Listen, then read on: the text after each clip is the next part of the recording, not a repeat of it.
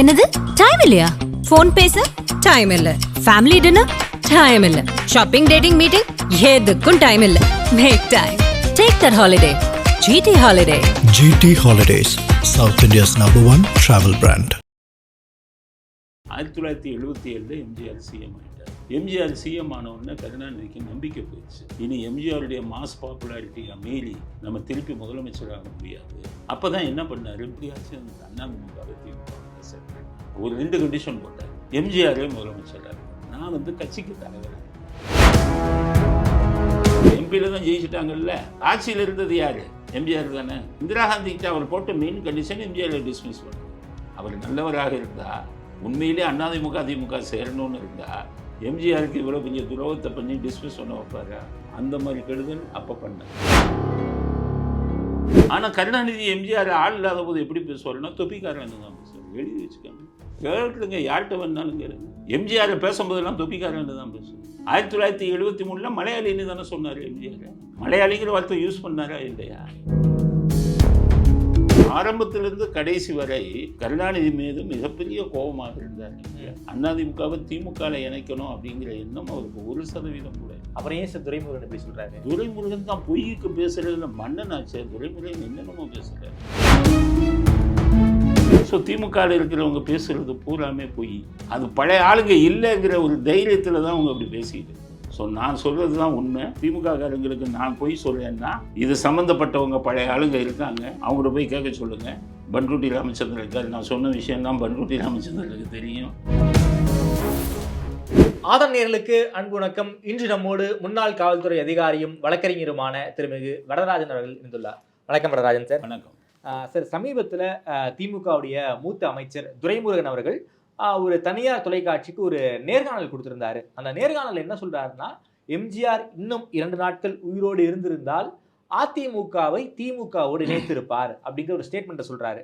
அதற்கு முன்னாடி இந்த 79 காலகட்டங்களில் ஒடிசா முதல்வர் அந்த பட்நாயக் தமிழ்நாட்டுக்கு திமுகவையும் அதிமுகவையும் இணைக்கிற முயற்சியிலாம் ஈடுபட்டாரு. அது வெற்றி பெறவே இல்லை. நீங்கள் எம்ஜிஆரை கூர்ந்து கவனிக்கக்கூடிய நபர். எம்ஜிஆரை பற்றி பல விஷயங்களை பொதுவெளிக்கு சொல்லிக்கிட்டு இருக்கீங்க. உண்மையாலுமே எம்ஜிஆர் அவர்கள் 2 நாட்கள் உயிரோடு இருந்திருந்தார் என்றால் அதிமுக திமுகவோடு இணைந்திருக்குமா? நான் ஏன் இந்த கேள்வி கேட்குறேன்னா, துரைமுருகன் அவர்கள் எம்ஜிஆரால் உருவாக்கப்பட்டவர். குறிப்பாக துரைமுருகன் அவர்களை படிக்க வச்சதே எம்ஜிஆர் தான். ஸோ அதனால் அவர் சொல்கிறத உண்மை இருக்கும் அப்படின்னு பல பேர் சொல்லிக்கிட்டு இருக்காங்க. உண்மையாலுமே எம்ஜிஆர் அதிமுகவை திமுகவோடு இணைக்க விரும்பினாரா சார்?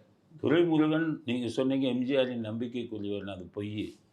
எம்ஜிஆரால் அவர் பயனடைஞ்சவர். ஆனால் எம்ஜிஆர் முதுகில் குத்தியவர் தான் துரைமுருகன். எம்ஜிஆர் தான் படிக்க வச்சார். படிக்க வச்சதுக்கப்புறம் எம்ஜிஆருக்கு எதிராக அந்த கட்சியில் சேர்ந்தாலும் பரவாயில்ல, கட்சியில் அந்த சட்டசபைக்கு போய் எம்ஜிஆருக்கு முன்னாடியே பெஞ்சில் ஏறி வேஷ்டியை அவுத்துக்கிட்டு இது பண்ணி இந்த மாதிரி பல விஷயங்களை எம்ஜிஆர் முன்னாடியே பண்ணார். இப்போ நம்ம மதிப்புக்குள்ளேயே ஒருத்தவங்க, மரியாதைக்குள்ளேயே ஒருத்தவங்க இருந்தால் சில பேர் சிகரெட்டு கூட குடிக்க மாட்டாங்க, ஏன்னா அவங்க இருக்காங்கன்ட்டு.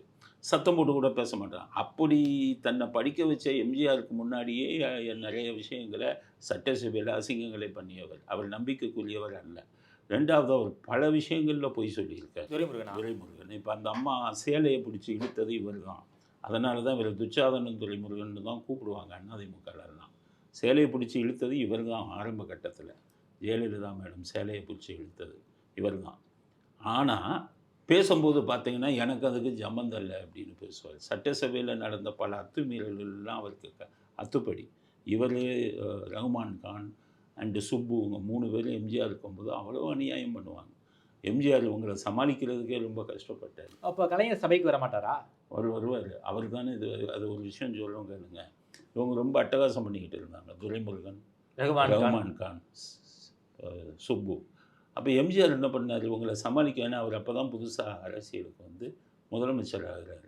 அவரால் சமாளிக்க முடியல. அப்புறம் எம்ஜிஆர் ஒரு ஐடியா பண்ணி என்ன பண்ணாருன்னா, மோகன்தாஸை கூப்பிட்டார். உளவு பிரிவு மோகன்தாஸ் கூப்பிட்டு என்ன சொன்னார், ரொம்ப அசிங்கமாக எல்லாம் பண்ணுறாங்க, இவங்க என்ன பண்ணுறாங்கங்கிறது எனக்கு முதல் நாளே தெரியணும், அதுக்கு நீங்கள் ஏற்பாடு பண்ண முடியுமான்னு கேட்டபோது அப்போ மோகன்தாஸை நான் எடுத்து தரேன்னு சொல்லி அவங்களுக்குள்ளேயே ஒரு இன்ஃபார்மர் வச்சுருந்தார்.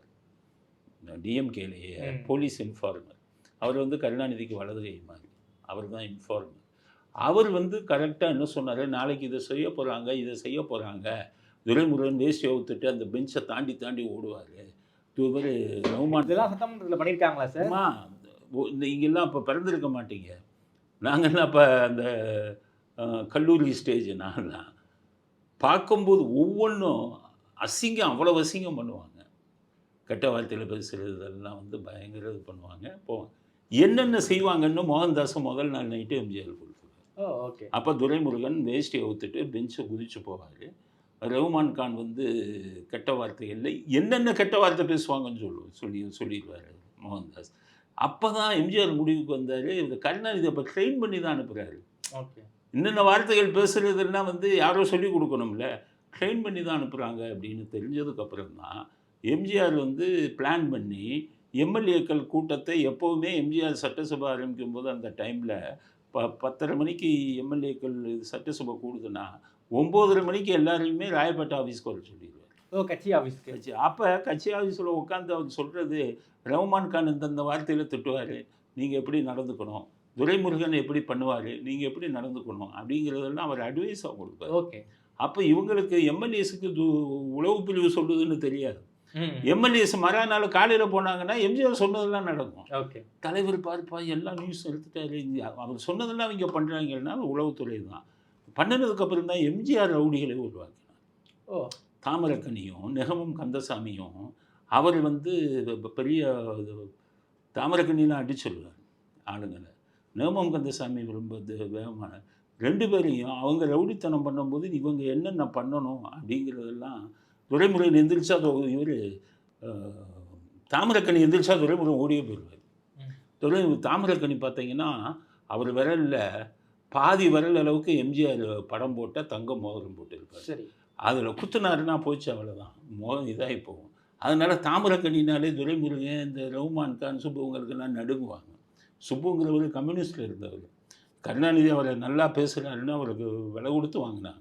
விலை கொடுத்துனா இதெல்லாம் இது பண்ணி ஆசை காட்டி தான் கொண்டு வந்தாங்க இதுக்கு. அதுக்கப்புறம் தான் தாமரக்கணி நேமம் கந்தசாமியும் எம்ஜிஆர் ரொம்ப கலாட்டெல்லாம் பண்ணிடக்கூடாது, அவங்க எல்லை மீறி போனாங்கன்னா தாமரக்கணியை கவனிக்க சொல்லி தாமரக்கணி எந்திரிச்சோன்னா ஓட ஆரம்பித்தார் துரைமுருகன். ஏன்னா தாமரக்கணி தான் வீரமணியை பிரச்சாரம் முடிஞ்சு வரும்போது நடுவழியில் பிடிச்ச அடித்தார். வீரமணியை அவங்க கூட்டம் வந்ததெல்லாம் வந்து மறைச்சி அடித்தார், அந்த கூட்டத்தெல்லாம் அடித்து விரட்டினார். அதனால் தாமரக்கணினா துரைமுருகனுக்கு கால் நடுங்கும். அது தாமரக்கணி எதிர்ச்சோன்னே ஒரு இதாகிடுவார். அப்படி தான் அடக்குனார் அவர் எம்ஜிஆர் வந்து துரைமுருகனை அப்படி தான் அடக்குனார். ஸோ துரைமுருகன் என்றைக்குமே வந்து எம்ஜிஆருக்கு விசுவாசமாக இருந்தவர். அவர் வந்து நம்பிக்கை துரோகம் பண்ணவர். அவரே படிக்க வச்சுட்டு அவரே இது பண்ணி வந்தார். இப்போ இந்த விஷயத்தில் சொல்கிறது வந்து 1979 1977 எம்ஜிஆர் சிஎம் ஆகிட்டார். எம்ஜிஆர் சிஎம் ஆனவுடனே கருணாநிதிக்கு நம்பிக்கை போயிடுச்சு. இனி எம்ஜிஆருடைய மாஸ் பாப்புலாரிட்டியை மீறி நம்ம திருப்பி முதலமைச்சராக முடியாது அப்படிங்கிற நம்பிக்கை போயிடுச்சு. அப்போ தான் என்ன பண்ணார், பிஜு பட்நாயக்குன்னு ஒரிசாவில் முதலமைச்சர், இன்றைக்கி இருக்கிற நவீன் பட்நாயக்கோட அப்பா. அந்த பிஜு பட்நாயக்கு இவருக்கு வேண்டியவர், நண்பர் கருணாநிதிக்கு. அப்போ கருணாநிதி அவருக்கு தூதுவரை அனுப்புகிறார். தூதுவரை அனுப்பி எப்படியாச்சும் அந்த அதிமுகவை திமுகவோட சேர்த்துருங்க. ஒரு 2 கண்டிஷன் போட்டார். எம்ஜிஆரே முதலமைச்சராக இருக்கட்டும், ஓகே, நான் வந்து கட்சிக்கு தலைவராக இருக்கேன் அப்படிங்கிற ஆஃபரை கொடுத்தார். உடனே இவர் கேட்டுக்கொண்டதுக்குனாங்க பிஜு பட்நாயக் அங்கேருந்து வந்து எம்ஜிஆரை சந்தித்தார். அப்போ பத்திரிகையில் மிகப்பெரிய தலைப்பு செய்திகளாக வந்தது, திமுக அதிமுக ஒன்றாக இணையுமான். அப்போ எம்ஜிஆர் ஏற்கனவே ஜெயிச்சு முதலமைச்சர் ஆகிட்டார், திமுகவோட இணையணுங்கிற அவசியம் அவருக்கு என்ன வந்தது? இல்லை. கருணாநிதி பதவி இழந்துட்டார், இவருக்கு அவசியம் மறுபடியும் சேர்ந்தால் ஏதாச்சும் ஒன்றாக இணைந்தால் நம்ம வந்து வரலாம். அதனால் கருணாநிதி தான் அதுக்கு மிகப்பெரிய முயற்சி எடுத்தார். அப்போ எம்ஜிஆர்கிட்ட போன உடனே எம்ஜிஆர் வந்து சில அவங்களுடைய வேண்டியவங்களெல்லாம் வச்சு இதை பற்றி கேட்டார், கருத்து கேட்டார். எம்ஜிஆர் கேட்குறாரு. அவங்க அதிமுகவில் இருக்கிற தலைவர்களெல்லாம் கூப்பிட்டு, குறிப்பாக நெடுஞ்செழியன் அவங்களெல்லாம் கூப்பிட்டு அவர் பேசுகிறார். நெடுஞ்செழியன், சோமசுந்தரம், சோமசுந்தரம் இவங்களெல்லாம் மூத்த தலைவர்கள். ஓகே ஓகே இவங்களெல்லாம் கூப்பிட்டு பேசுகிறார். பேசும்போது அவங்க சொன்ன கருத்து என்னன்னு கேட்டிங்கன்னா, கருணாநிதி மிகப்பெரிய தந்திரத்தை பார்க்கிறார். என்ன தந்திரம் சார்? உங்களை முதலமைச்சராக இருந்துக்கங்கிறார், கட்சிக்கு தலைவராக அவர் ஆகிக்கிறார். நாளைக்கு கட்சி தலைவருக்கு அதிகாரம் இருக்குல்ல, நாளைக்கு திரும்பி உங்களை கட்சியை விட்டு டிஸ்மிஸ் பண்ணுறதுக்கு வாய்ப்பு இருக்கு. அதிகாரமும் இருக்குது. நீங்கள் திரும்பி போய் இணைஞ்சு திரும்பி போய் உங்களை டிஸ்மிஸ் பண்ணால் நீங்கள் திரும்பி அதிமுகன்னு ஒன்று ஆரம்பித்து இதெல்லாம் வந்து நமக்கு தேவையில்லாத தலைவலி. அவரே நம்ப முடியாது. அவர் போடுற துண்டில் உங்களை மாட்டுகிறதுக்காக போடுறார். எந்த காரணம் கொண்டும் இதை நீங்கள் ஒத்துக்காதீங்க அப்படின்னு சொன்னாங்க. இந்த இணைப்புக்கு எனக்கு சுத்தமாக விருப்பம் இல்லை அப்படின்னு எம்ஜிஆர் சொல்லி அவர் திருப்பி அனுப்பிடுறார். அதில் அந்த இணைப்புங்கிறதே வந்து அப்போ இல்லாமல் அடிபட்டு போயிடுது. அதுக்கப்புறம் பார்த்திங்கன்னா எம்ஜிஆர் வந்து 79 தான் எம்ஜிஆர் வந்து இந்த இணைப்பு வந்ததை ரிஜெக்ட் பண்ணுறார்.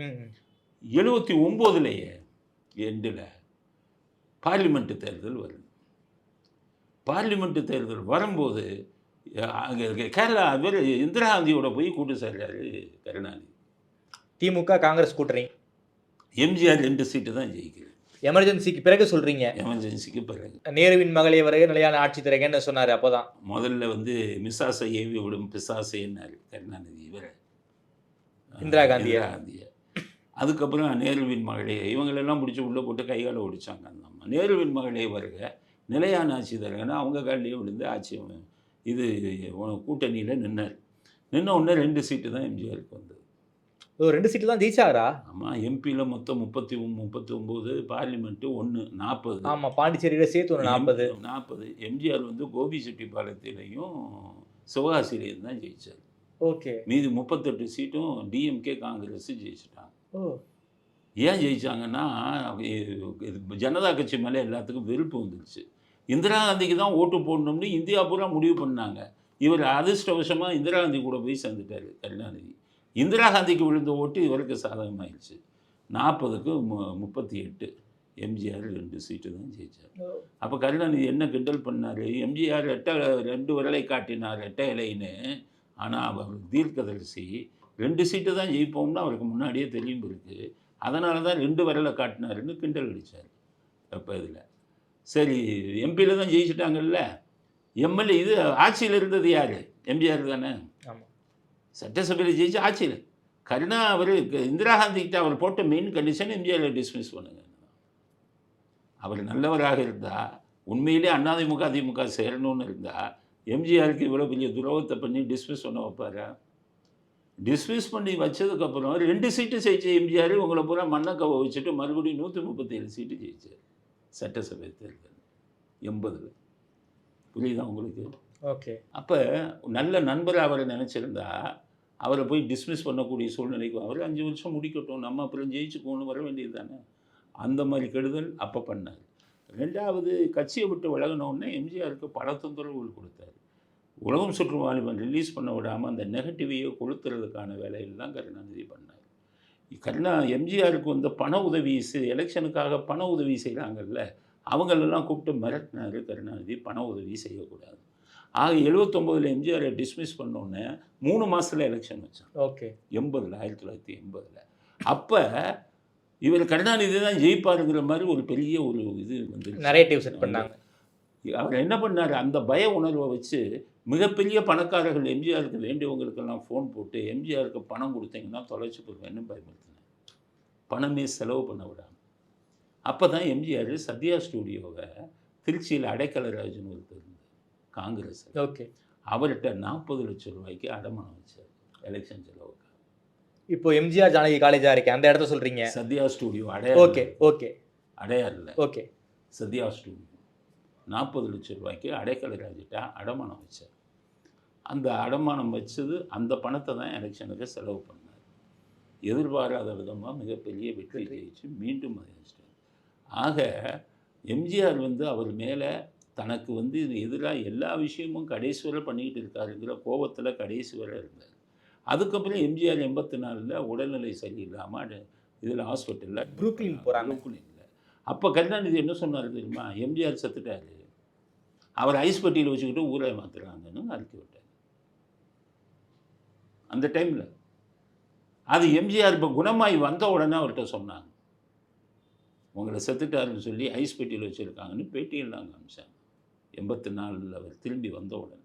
அதனால் எம்ஜிஆர் மிகப்பெரிய கோபத்தில் இருந்தார் கருணாநிதி மேலே என்றைக்குமே அவர் வந்து. ஆனால் அப்போ ஒரு விஷயம் என்னன்னு கேட்டிங்கன்னா, ஆர் எம் வீரப்பன் தான் ஸ்பை, கருணாநிதியோட ஸ்பை.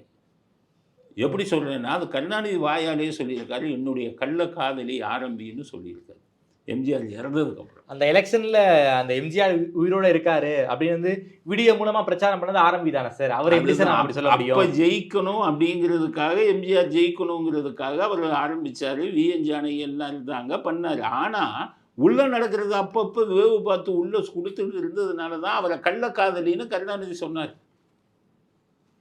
கருணாநிதி போய் அவரை ஏன் கள்ளக்காதலின்னு சொல்ல வேண்டிய அவசியம் என்ன? கள்ளக்காதலின்னா என்ன அர்த்தம் புரிஞ்சுக்கங்க. அதனால் கடைசி வரை எம்ஜிஆர் வந்து அவர் மேலே மிக கோபமாக தான் இருந்தார். கலைஞர் மேலே கோபமாக தான் ரொம்ப கோபமாக இருந்தார். அவர் ஆரம்பித்த கட்சியை அங்கே கொடுத்துட்டு போகணுங்கிற எண்ணம் இல்லை. அவருக்கு நல்லா தெரியும் ஜெயலலிதா தான் அடுத்து அவங்க கட்சியை நடத்துவாங்கன்னு. ஜெயலலிதா மேலே கோபமாக இருந்தார் எம்ஜிஆர். ஓகே, அவங்கள்ட்ட பேசவே இல்லை. அப்போ தான் இந்த சசிகலாலாம் தூதெல்லாம் போனாங்க. சசிகலா எம்ஜிஆர்கிட்ட தூது போனாங்க. ஜெயலலிதா அவர்கள் வந்து எம்ஜிஆர் சீரியஸாக இருக்கும்போது அவர் பழைக்க மாட்டார், அதனால் அடுத்து என்ன சிஎம் ஆக்குங்கன்னு ராஜீவ்காந்திக்கு லெட்டர் எழுதினாங்க. அது ஏன் எழுதுனாங்கன்னா அப்போ அவர் நிலைமை அப்படி தான் இருந்தது. இந்த குரூப் எல்லாம் ஆரம்பி, இந்த குரூப் எல்லாம் கட்சியை கைப்பற்றணும்னு வெளியே எதுன்னு பண்ணிக்கிட்டு இருக்கு. ஓகே, அதுக்காகத்தான் அவங்க ஜெயலலிதா லெட்டர் எழுதுனாங்க. அதை வந்து எம்ஜிஆர் குணமாகி வந்த உடனே ஜெயலலிதா அந்த மாதிரி லெட்டர் எழுதுனாங்கன்னு எம்ஜிஆர் கோபமாக இருந்தார். அதுக்கு தூது தான் சசிகலா போனாங்க. அதுதான் சசிகலா என்ன சொல்லிட்டாங்க, எம்ஜிஆர் வந்து என்கிட்ட அரசியல் விஷயமெல்லாம் டிஸ்கஸ் பண்ணுவார், ஆலோசனை கிளப்பி விட்டாங்க. சசிகலாட்ட ஆலோசனை கேட்குற அளவுக்கு எம்ஜிஆர் அந்த அளவுக்கு திறந்த. அவர் வந்து 72லேயே கட்சியை ஆரம்பித்தவர். அதுக்கு முன்னாடியே எம்எல்ஏவெல்லாம் இருந்தவர் திமுகவில். இவங்ககிட்டயே போய் கேட்குறாங்க, தூது அனுப்புனாங்க. ஆனால் எம்ஜிஆருடைய கோபம் குறையில, அப்படியே இருந்தார். ஆனால் எம்ஜிஆருக்கு வந்து ஜெயலலிதா தான் அடுத்து அதுக்கு வருவாங்கன்னு நல்லா தெரியும். காரணம் அவருடைய ஜாதகத்தை வந்து அவர் கணிச்சிருந்தார். ஜெயலலிதா அவர்கள் ஜாதகத்தை அவர் கணித்து அது ஜெயலலிதாட்டே சொல்லியிருந்தார், உனக்கு நல்ல எதிர்காலம் இருக்குது அரசியலில், நீ அதிமுகவில் சேருன்னு அவர் சொன்னது அதுக்காக தான். அதனால் அவருக்கு தெரியும் பின்னாடி இந்த உங்களுக்கு தான் ஜாதக ரீதியாக ஆட்சி அமைக்கணும்னு இருக்குது. நம்ம கட்சிக்கு அவங்க வந்திருக்காங்க இயற்கையாகவே. அதனால் வருங்காலத்தில் இவங்க நம்ம கட்சியவே வழி நடத்தி ஆட்சி அமைக்கிறதுக்கு வாய்ப்பு இருக்குங்கிற விதியை புரிஞ்சுக்கிட்டாரு எம்ஜிஆர். அதனால் அவங்க மேலே எந்த நடவடிக்கையும் எடுக்கலை.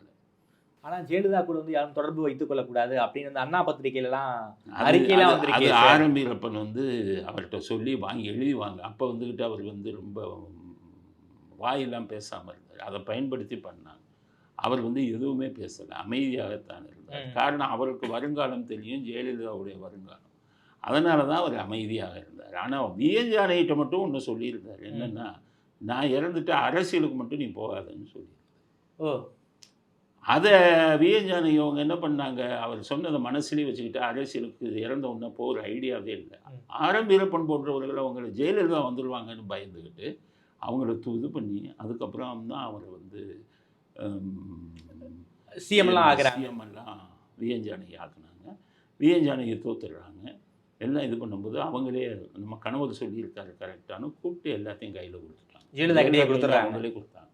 அப்போ அவர் சொன்ன ஒரே ஒரு இது, ஆரம்பிக்கு ஒரு ஏதாச்சும் போஸ்ட்டு கொடுங்கன்னு விஎன் ஜானகி தான் கேட்டாங்க. ஓகே, அதுக்கப்புறம் ஜெயலலிதா அவர் மந்திரி ஆக்கினாங்க. 91 to 96 இருந்தாங்கல்ல, அப்போ அவர் எம்எல்ஏ கொடுத்து மந்திரி ஆக்கினாங்க. இதுதான் நடந்தது. அதனால் ஆரம்பத்திலிருந்து கடைசி வரை கருணாநிதி மீது மிகப்பெரிய கோபமாக இருந்தார் எம்ஜிஆர். அதிமுகவை திமுகவில் இணைக்கணும் அப்படிங்கிற எண்ணம் அவருக்கு 1% கூட இல்லை. அப்புறம் ஏன் சார் துரைமுருகன் இப்படி சொல்கிறாரு? துரைமுருகன் தான் பொய்க்கு பேசுறதுல மன்னனாச்சே. துரைமுருகன் என்னென்னமோ பேசுகிறாரு. ஜெயலலிதா சிலையை நான் முடிச்சு இழுக்கலைங்கிறாரு. அப்புறம் நீங்கள் என்னத்தை சொல்கிறீங்க? பொய் பேசுகிறதுல மன்னன் இவங்கெல்லாம். அதனால் துரைமுருகன் ஒன்று சொல்கிறாரு, ஜெயலலிதா அவர்கள் ஜெயிலில் இருக்கும்போது கருணாநிதி ஏசி கொடுன்னு சொன்னாங்க. கேட்டீங்களா அந்த இதை? துரைமுருகன் பேசுனது ஜெயில் மேனுவல் படி ஏசி வந்து ஜெயிலில் நாட் அலவுடு. ஒரு மந்திரியாக இருந்தவருக்கு அது கூட தெரியாமல் கருணாநிதி ஏசி கொடுக்க சொன்னாருன்னு பொய் சொன்னா, இதை விட பொய் எங்கே இருக்குது? அதே மாதிரி அந்த பொய் மாதிரி இந்த பொய்யும் ஒன்று. ஓகே, அதனால் பொய் சொல்கிறதுல அவர் மன்ன. அதனால் எம்ஜிஆர் மிகப்பெரிய கோபத்தில் தான் இருந்தார் கடைசி வரை. எம்ஜிஆர் செத்ததை வந்து ஆரம்பிக்கிறப்ப கருணாநிதிக்கு சொல்லிட்டார். கருணாநிதி சேலத்துக்கு போயிருந்தார். இப்போ வந்துக்கிட்டு இருக்க அவர் திரும்பி ரிட்டர்ன் வர்றாரு, சென்னைக்கு வந்துட்டு இருக்காரு. அப்போ வந்து அவர் ஃபோனில் சொல்லிட்டார். அதனால எம்ஜிஆர் இறந்துட்டாரு, அதிமுக இனிமேல் உடஞ்சி போயிடும், நம்ம அதிமுகவை சேர்த்துடலாங்கிற நம்பிக்கையில் தான் ராமாவரம் தோட்டத்துக்கு அவரை பார்க்கணுன்னு போனார். யார்? கருணாநிதி. அவரை பார்க்கவே விடலை. எம்ஜிஆர் முகத்தை கூட பார்க்க விடலை. கொஞ்ச நேரம் உட்காந்துருந்தார். அப்போ ஸ்லீப்பால் தான் இங்கே உள்ளே இருந்தது. டிஜிபியாக இருந்தார் DGP ஸ்ரீபால். அப்போ அவர் டிஜிபி இல்லை, சிட்டி போலீஸ் கமிஷனர் ஸ்ரீபால். அப்போ ஸ்ரீபால் வந்து அவர்கிட்ட சொன்னது, தயவுசெய்து நீங்கள் இங்கே இருக்கிறது வந்து இங்கே குடும்பத்தில் இருக்கிறவங்க யாருமே விரும்பலை, கட்சிக்காரவங்களும் விரும்பலை, வெளியில் வந்து மிகப்பெரிய இதாக நடந்துக்கிட்டு இருக்குது, கொந்தளிப்பில் இருக்காங்க தொண்டர்கள்லாம், நீங்கள் உடனடியாக உங்கள் பாதுகாப்பு தான் எங்களுக்கு முக்கியம், நீங்கள் உடனடியாக கிளம்பிடுங்க, நாங்கள் பாதுகாப்போடு அனுப்பிடுறோன்னு கேட்டு கருணாநிதியை வந்து பாதுகாப்புடன் அங்கேருந்து கொண்டு போனாங்க. அதுக்கப்புறம் எம்ஜிஆர் வந்து என்றைக்குமே இவங்க மேலே எம்ஜிஆர் மரியாதை கொடுப்பாரு, மரியாதையாக பேசுவார். கலைஞர் மேல ஒரு மரியாதை இருந்துச்சா சார்? அவர் எல்லார்கிட்டையுமே யாரையுமே மரியாதை இல்லாமல் பேசுனா அவருக்கு பிடிக்காது. அதனால ஒரு கருணாநிதினு சொன்னால் கூட கோவிப்பார், கலைஞர்னு சொல்லுங்க. ஆனால் கருணாநிதி எம்ஜிஆர் ஆள் இல்லாத போது எப்படி பேசுவார்னா தொப்பிக்காரன்னு தான் பேசுவார். எழுதி வச்சுக்கோங்க, கேளுங்க, யார்கிட்ட வேணாலும் கேளுங்க, இதே துரைமுருகன்ட்ட கேளுங்க. எம்ஜிஆரை பேசும்போதெல்லாம் தொப்பிக்காரன்னு தான் பேசுவார். 1973 மலையாளின்னு தானே சொன்னார் எம்ஜிஆர். மலையாளிங்கிற வார்த்தை யூஸ் பண்ணாரா இல்லையா? அப்புறம் தானே இந்த தெலுங்கு பிரச்சனைலாம் வந்தது. முதல்ல கருணாநிதி தெலுங்கு ஆந்திராவை சேர்ந்தவருங்கிறது வரல. எம்ஜிஆர் வந்து மலையாளின்னு சொன்ன உடனே குழந்தை வேலுங்கிற மந்திரி வந்து எம்ஜிஆர்கிட்ட இருந்தவர் ஆராய்ச்சி செஞ்சு இவருடைய இதெல்லாம் போட்டு விட்டார். அதோட கருணாநிதி ஆஃப் ஆகிட்டார். என்றைக்குமே அவர் வந்து எம்ஜிஆருக்கு நல்லது செய்யணும்னு நினச்சதே இல்லை. எம்ஜிஆருக்கு முதல் எதிரியாக அவர் தான் இருந்தார். 1977 இவர் போகிறாரு, எம்ஜிஆர் ஆட்சி அமைக்கிறார். இது இப்போ நான் நடந்ததெல்லாம் யாரும் நம்பலை, நீங்கள் நான் நடந்து சொல்கிறதெல்லாம் உண்மையான விசாரிச்சுக்கோங்க. உங்களையே சொல்கிறேன், நான் சொல்கிறதெல்லாம் உண்மையான அந்த காலத்து ஆளுங்கிட்ட விசாரிச்சுங்க. 77 எம்ஜிஆர் வந்து முதலமைச்சர் ஆகிறாரு. ஆமாம். அப்போ கருணாநிதி தோத்துட்டார். அப்போ கருணாநிதி தோத்த உடனே கருணாநிதிக்கு செக்யூரிட்டி ஆஃபீஸர் போடுவாங்க, எக்ஸ்-சிஎம்முக்கு. ஆமாம், அவங்களுக்கு செக்யூரிட்டி ஆஃபீஸர் போட்டிருக்காங்க. கோபாலபுரத்துக்கு மூகா முத்து வந்து கருணாநிதியை கெட்ட வார்த்தையில் திட்டி வெளியில் வாடான்னு திட்டுறாரு. அப்பா அடிக்க போகிறாரு. கருணாநிதி உள்ளே உட்காந்துக்கிட்டார். ஸ்டாலின் இவங்கெல்லாம் அப்போ சின்ன வயசு, இதிலெல்லாம் தலையிட மாட்டாங்க. ஸ்டாலினுக்கு அப்போ 24 வயசு, தலையிடவே மாட்டார். யாருமே கிட்டக்க வரல. அப்பா பையன் சொன்னார். கெட்ட வார்த்தையில் பேசி அடிக்கிறதுக்கு வெளியில் நின்றுக்கிட்டு தகராறு பண்ணுறாரு. அங்கேருந்து செக்யூரிட்டி ஆஃபீஸர்ஸ் எல்லாம் இவங்க கமிஷனருக்கு சொல்கிறாங்க. கமிஷனர் உளவு பிரிவுக்கு சொல்லி மோகன்தாஸ் எம்ஜிஆர்கிட்ட சொல்லிட்டார், மூக்காமுத்து வந்து தகராறு பண்ணுறாரு அப்படின்னு சொல்லி உள்ளவே சொல்லிட்டாங்க. சொன்னதுக்கப்புறம் எம்ஜிஆர் செஞ்சது என்னென்னா, இதே காலகட்டத்தில் கருணாநிதி இருந்திருந்தால் கெட்டது ஏதாச்சும் கெட்டது பண்ணணும்னு யோசிச்சிருப்பார். எம்ஜிஆர் சொன்னது வந்து, ஃபோன் அடித்த கருணாநிதிக்கு, முத்து வந்து தகராறு பண்ணுறாப்லையா அப்படின்னு. ஆமான்னு இருக்காங்க. சரி நான் பார்த்துக்கிறேன், இதுதான் நடந்தது, நான் பார்த்துக்கிறேன். அப்போ கருணாநிதி சொன்ன வார்த்தை என்ன தெரியுமா? போலீஸ் வச்சு அடிச்சிடாதீங்க மூக்காமுத்துவை அப்படிங்கிறாங்க. அப்போ எம்ஜிஆர் என்ன பண்ணாருன்னா, ஸ்டண்ட் மாஸ்டருங்க 5 பேரை ஜீப்பில் அனுப்பி மூக்காமுத்தை தூக்கிட்டு வந்துடுங்க அடிக்காமல் அப்படின்னு ஒன்று. அவங்க 5 பேரும் வந்து மூக்காமுத்தை தூக்கிட்டு போனாங்க. அப்போ அவர் கேட்டது, அப்பாட்ட ஏன் தகராறு பண்ணுற அப்படின்னு ஒன்று. அப்பா எனக்கு செலவுக்கு பணம் கொடுக்க மாட்டேங்கிற, அவ்வளோதானே, உனக்கு மாத செலவுக்கு எவ்வளோதான். 1977 மூக்காமுத்து கேட்டது 10,000 ரூபா மாதம். அப்போ எம்ஜிஆர் என்ன சொன்னார்னா, ஒவ்வொரு மாதமும் 1ஆம் தேதி தோட்டத்துக்கு வந்து 10,000 வாங்கிட்டு போ, அப்பாவோட தகராறு பண்ணாங்க அப்படின்னு அவர் சொன்னார். சொன்னதுக்கப்புறம் அவர் சொன்ன வார்த்தை மூக்காமுத்து, நான் உங்கள் அதிமுகவில் சேர்றேன் அப்படின்னு. அதுக்கு எம்ஜிஆர் என்ன சொன்னார்னா, உங்கள் அப்பா திமுகவில் இருக்கும்போது நீ வந்து அதிமுகவில் சேரலாமா? நீ ஒரு பையன் இல்லையா? நீ வந்தாலும் நான் உன்னையே சேர்க்கலாமா? முடியாது. மாதம் வாங்கிக்க, அப்பாட்ட தகராறு பண்ணாத. நல்லா யோசிங்க. இதே சூழ்நிலையில் கருணாநிதி இருந்தால் தூண்டி விட்டு மேற்கொண்டு கெடுதல் தான் பண்ணியிருக்காரு. அதை வந்து எம்ஜிஆர் இப்படி செய்த எம்ஜிஆரை தான் 80 டிஸ்மிஸ் பண்ண வச்சார் கருணாநிதி. ஸோ என்றைக்குமே எம்ஜிஆருக்கு நல்லதை செய்ததே இல்லை கருணாநிதி. எம்ஜிஆர் தான் கருணாநிதிக்கு பல நல்ல விஷயங்களை செஞ்சார். அவர் நினச்சிருந்தா அவர் பல வழக்கில் 76 தானே சர்க்காரியா கமிஷன் போடப்பட்டது. சர்க்காரியா கமிஷன் இவர் ஊழல் இல்லாமல் விஞ்ஞானபூர்வமான முறையில் ஊழல் செய்திருக்கிறாருன்னு வந்து இது போட்டாங்க, ரிப்போர்ட் போட்டாங்க. வீராணம் திட்டத்தில் வந்து மிகப்பெரிய ஊழல் நடந்திருக்கு. வீராணத்தில் அந்த சத்யநாராயணங்கிறவர்கிட்ட பணத்தை வாங்கி அந்த லஞ்ச பணத்தில் தான் முரசொலி கட்டிடமே கட்டினாங்கன்னு சொல்லி இதில் வந்து சர்க்காரியா ரிப்போர்ட்டில் இருக்கா இல்லைன்னு பாருங்கள். எம்ஜிஆர் 77 வந்தோடனே அந்த ரிப்போர்ட்டை வச்சு கருணாநிதி அரெஸ்ட் பண்ணியிருக்கலாம்ல, செய்தாரா? யோசிச்சு பாருங்க. அதைத்தான் நான் சொல்கிறேன். ஓகே, என்னென்னா எம்ஜிஆருடைய இதே வேலை. அவர் கருணாநிதி என்றைக்குமே எதிரியாகத்தான் பார்த்தார். துரைமுருகனுக்கு ஏன் சார் வந்து எம்ஜிஆர் வந்து ஆதரவளிக்கணும்? ஏன் வந்து துரைமுருகன் வந்து எம்ஜிஆர் படிக்க வச்சார்? என்ன காரணம் சார்? துரைமுருகனை எம்ஜிஆர் வந்து அவர் தான் லாலாம் அவர் தான் படிக்க வச்சார். ஆனால் துரைமுருகன் அதிமுகவுக்கு வரணும், ஏன்ட்ட வந்து பேசணும்னு அவர் நினைக்கவே இல்லை. ஏன்னா 1000 துரைமுருகன் இருந்தாங்க அவர்கிட்ட. ஓகே. இவரை மாதிரி இவருக்கு தாத்தா மாதிரி 1000 பேர் இருந்தாங்க. துரைமுருகன் என்ன சொல்றாரு? எம்ஜிஆர் வந்து என்ன கூப்பிடுவாரு. ஆனாலும் நான் வந்து கலைஞர் எம்ஜிஆர் துரைமுருகனை வச்சுக்கிட்டு அரசியல் பண்ணணுங்கிற அவசியம் இருக்கா? பேராசிரியர் அன்பழகனையே கூப்பிட்டாரு, பேராசிரியர் அன்பழகன் போல. அதெல்லாம் சும்மா. எல்லாருமே நெடுஞ்செழியனை எம்ஜிஆர் கூப்பிட்டு போனாரா? நெடுஞ்செழியனா போனாரா? சொல்லுங்க. ராஜாராம யார் கூப்பிட்டு போனா? எம்ஜிஆர் கூப்பிட்டாரா? ராஜாராமா போனாரா? பவு சண்முகத்தை யார் கூப்பிட்டா? எம்ஜிஆரா கூப்பிட்டாரு? எல்லாருமே கொள்கையிலிருந்து கருணாநிதி பிடிக்காம தான் அங்கே போனாங்க. யாரையும் இங்கே வான்னு சொல்ல வேண்டிய அவசியம் இல்லை. 1000 துரைமுருகன் மாதிரி ஆளுங்க அவர்கிட்ட இருந்தாங்க. அவருக்கு மக்கள் செல்வாக்கு இருந்தது. அவர் நினச்சிருந்தா துரைமுருகனை தோக்கடிச்சிருக்கான். இதே காட்பாடியில் அவர் என்ன பண்ணார்? இவர் மேலே நம்ம பார்த்து வளர்ந்த பையன்னு சொல்லி அவருக்கு வந்து டஃப்பான கேண்டிடேட்டும் போடலை. இதுதான் உண்மை. டஃப்பான கேண்டிடேட் அவர் போடலை. அதனால் அரசியல் நாகரிகத்தை இது பண்ணார். இவங்க சொல்கிறது பூரா பொய்யுங்க. இந்த ஆர்எஸ் பாரதி பார்த்தீங்கன்னா, நான் தான் நாமினேஷனுக்கு பணம் கட்டினேங்கிறார். யாருக்கு? எம்ஜிஆருக்கு. எம்ஜிஆருக்குங்க ஆலந்தூர் தொகுதியை 1967 எம்ஜிஆர் நின்னார்ல, இவர் தான் பணம் கட்டினார். ஆர்எஸ் பாரதி பற்றின அத்தனை விஷயமும் எனக்கு தெரியும். அவர் வந்து மரத்தடி வக்கீல்னு தான் சொல்லுவாங்க சைதாப்பேட்டை கோர்ட்டில். பெயில் ஏதாச்சும் 50 ரூபா வராதான்னு உட்காந்துருக்கிற வக்கீலில் அவரும் ஒருத்தர். இவங்க எம்ஜிஆருக்கு நாமினேஷனுக்கு பணம் கட்டினேன்னு இன்றைக்கி ஏன் சொல்கிறாங்க? அப்புறம் இன்னொன்று பிரபாகரனுக்கு கருணாநிதி என்ன ஜாமீன் எடுக்க சொன்னார்னு போய் சொல்கிறாரு. ஸோ திமுகவில் இருக்கிறவங்க பேசுகிறது பூராமே பொய். அது பழைய ஆளுங்க இல்லைங்கிற ஒரு தைரியத்தில் தான் அவங்க அப்படி பேசிக்கிட்டு இருக்காங்க. ஸோ நான் சொல்கிறது தான் உண்மை. Okay okay. இவங்க திமுககாரங்களுக்கு நான் பொய் சொல்கிறேன்னா, இது சம்மந்தப்பட்டவங்க பழைய ஆளுங்க இருக்காங்க. ஓகே. அவங்கள்ட்ட போய் கேட்க சொல்லுங்கள். பன்ருட்டி ராமச்சந்திரன் இருக்கார். நான் சொன்ன விஷயம்லாம் பன்ருட்டி ராமச்சந்திரனுக்கு தெரியும். போய் கேட்க சொல்லுங்கள். பழைய ஆளுங்க நிறைய பேர் இருக்காங்க. அன்பழகனை கூட அவர் வந்து பொருட்டாவே மதிக்கலை. அன்பழகன் அண்ணாவுடையே இருந்தார். அதனால் அன்பழகன் மேலே அவருக்கு மரியாதை அதிகம். ஆனால் அன்பழகன் வந்து எம்ஜிஆருக்கு என்ன செஞ்சிட முடியும்னு நினைக்கிறீங்க?